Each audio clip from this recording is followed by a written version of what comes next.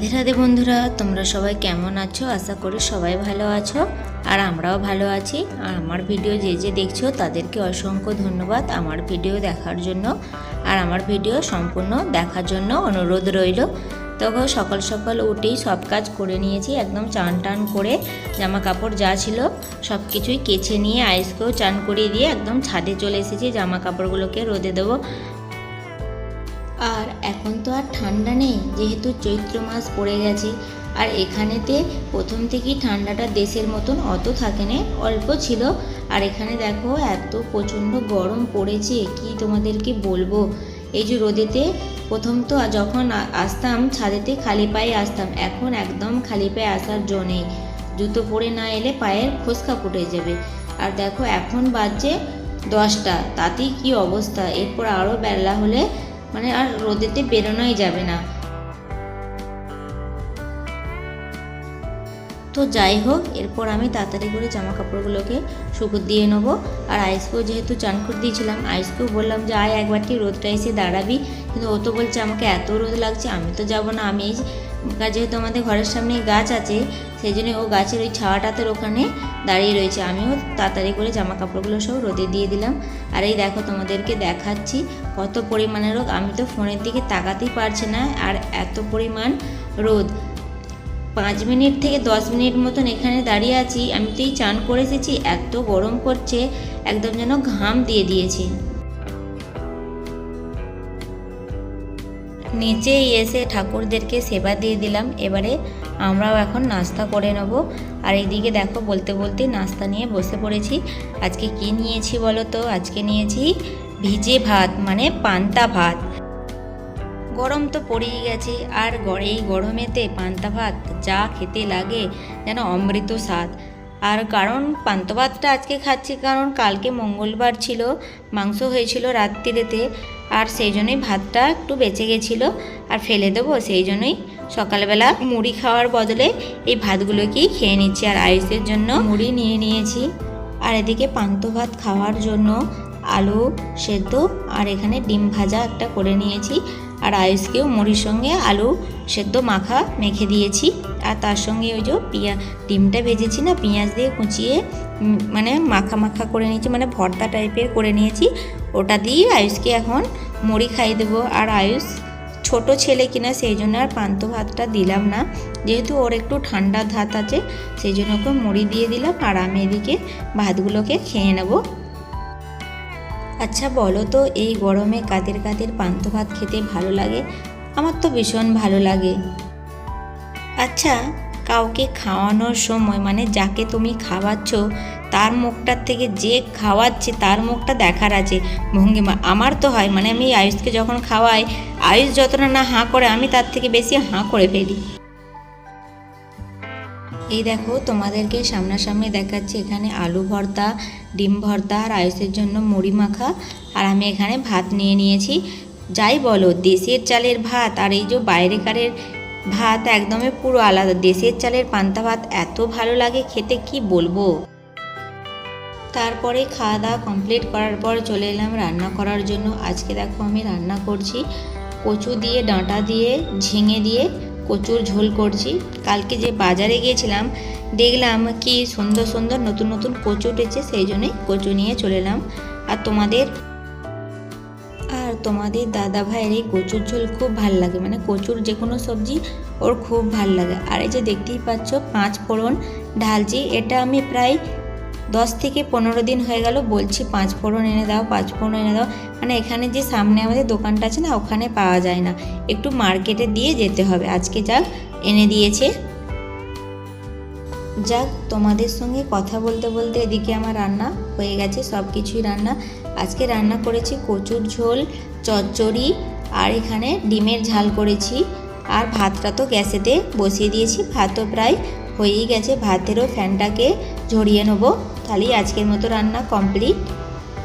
তারপরেই দেখো এখানে আমি 2 টুকরো গাজর আর 2 টুকরো বিট কেটে নিয়েছি আয়ুষকে দেবো বলে। যেহেতু আয়ুষ মুড়িগুলো দিয়েছিলাম ও সব খায়নি, আর আয়ুষ একটু গাজর খেতে ভালোবাসে, সেই জন্যই ওকে গাজর দিয়ে দিলাম। কিন্তু ও সবজিতে গাজর দিলে খাবে না, কিন্তু কাঁচা গাজর দিলে খেয়ে নেবে। তার সঙ্গে 2 টুকরো বিটও দিলাম, যদিও খায় নাকি, কিন্তু পরে দেখলাম ও বিটগুলো খায়নি, শুধু গাজরগুলোকেই খেয়েছে। আমি একটু বিট নুন দিয়ে দিলাম যাতে বিটগুলোকে খেয়ে নেয়, দেখছি তো খায় না, গাজরগুলোকেই বসে বসে খরগোশের মতন করে খেয়ে নিয়েছে, আর একটা কিচ্ছু খেতে চায় না।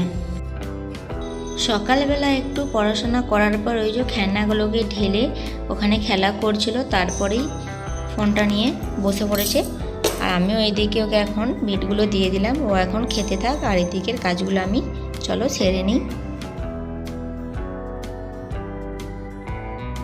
সব কাজ কমপ্লিট করে চলে এলাম ছাদেতে। আর প্রচণ্ড রোদ্দুর উঠেছে আর মাঝে মাঝে মেঘলাও করছে, সেই জন্যই জামা কাপড়গুলো নিতে চলে এলাম। আর এসে দেখছি সব কিছু জামা কাপড় একদম এক কাজে হয়ে গেছে হাওয়াতে।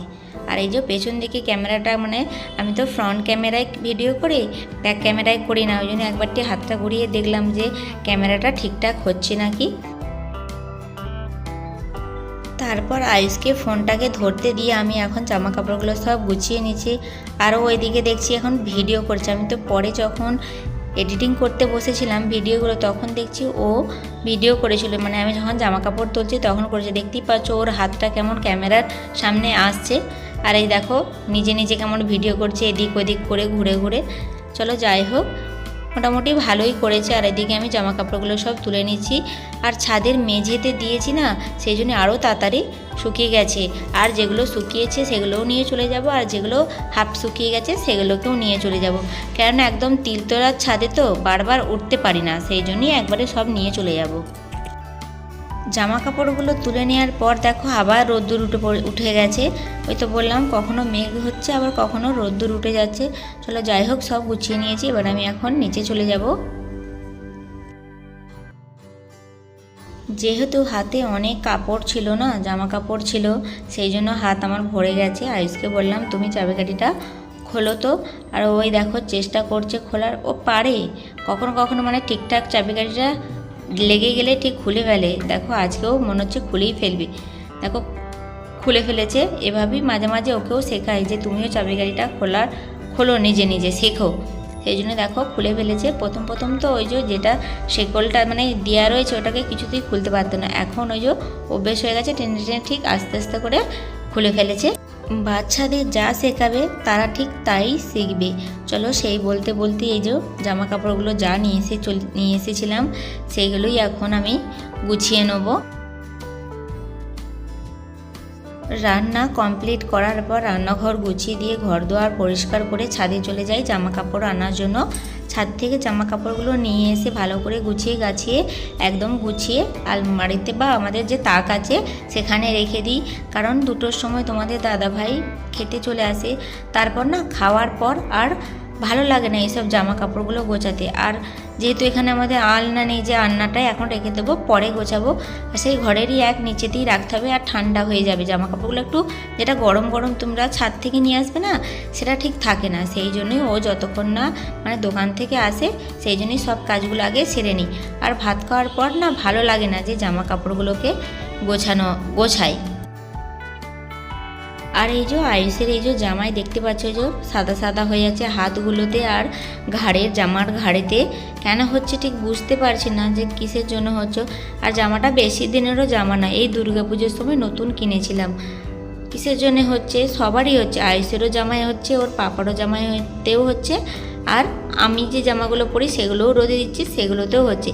আমার মনে হচ্ছে ছাদেতে মেলে দিই না, সেই জন্যই মনে হচ্ছে। আর হ্যাঁ গো বন্ধুরা, আমার ভিডিও যদি ভালো লাগে তো একটা লাইক কমেন্ট শেয়ার ও সাবস্ক্রাইব করে আমার পাশেই থেকো। তখন বলতে বলতে জামা কাপড়গুলো প্রায় অর্ধেক গোছানোই হয়ে গেছে। আর এই জামাটা একটু ভিজে রয়েছে, এটা এখন আর গোছাবো না, এটাকে এখন পাখার নিচেতেই দিয়ে দেবো, শুকিয়ে যাবে তাড়াতাড়ি করে। আর এই যে এই জামাটা দেখতে পাচ্ছ, এটা মিশো থেকে অর্ডার দিয়েছিলাম, খুব একটা খাস নয়, লেখা ছিল পিওর কটন, কিন্তু এসেছে একদম পুরো পিওর কটনও নয় আর সিল্কেরও নয়, মিডিয়াম গোছের। দেখো কথা বলতে বলতেই আমার এখানে জামা কাপড়গুলো সব গোছানো হয়ে গেছে, আর যেগুলো ভিজে আছে সেগুলোকে এখন পাখার নিচে দিয়ে দেবো।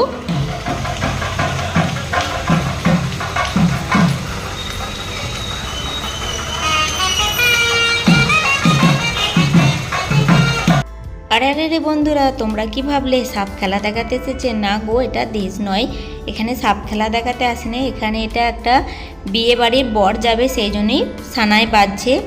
দেখো সবাই দাঁড়িয়ে রয়েছে, মানে বরের গাড়ি আসবে তো সেই জন্যই দাঁড়িয়ে রয়েছে। আমি আমার গেট থেকে দাঁড়িয়ে দাঁড়িয়ে ভিডিও করছি। এই দেখো সবাই রাস্তায় দাঁড়িয়ে রয়েছে, বর কখন যাবে। এই দেখো বলতে বলতেই বরের গাড়ি চলে এসেছে।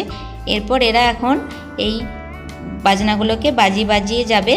আর অনেকগুলোই বিয়ে বাড়িতে দেখেছি গান করতে করতে যাচ্ছে। আমি তো প্রথমে যখন আমাদের গলিতে আসেন একটু দূরেই যখন ছিল তখন দেখলাম যে গান হচ্ছে, আমি ভাবলাম কি রেকর্ডিংয়েতে গান হচ্ছে। পরে দেখলাম যে না, সত্যিকারেরই ওরা নিজেরা গান করছে, একটা ছেলে বা একটা মেয়ে নিজে গান করে যাচ্ছে। এত সুন্দর লাগছে গান করতে। আয়ুষকে যখন টিউশনে দিয়ে বাড়ি আসছিলাম তখনই দেখি যাচ্ছিল। আমিও ভাবলাম একটা ভিডিও করে নিই, তোমাদেরকে দেখাবো। চলো যাই হোক, আজকের মতন ভিডিওটা এখানেই শেষ করছি। তোমাদের সঙ্গে আবার অন্য কোনো ব্লগে দেখা হবে।